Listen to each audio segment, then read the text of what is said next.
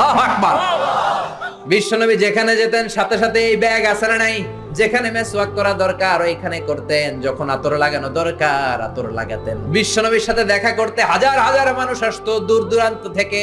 বিশ্বনবী কোনোদিন কোন দলের সাথে দেখা করতেন না যতক্ষণ না বিশ্বনবী ভালো করে মেসওয়াক করতেন। সুবহানাল্লাহ। আবার মা এসে বলতেন, বিশ্বনবী ঘরে ঢোকার পরে বিশ্বনবীর প্রথম আমল ছিল মেসওয়াক করা। ভালোভাবে মেসওয়াক না করে কোনোদিন কোন বিবির সামনে বিশ্বনবী কথা বলতে বসেন নাই।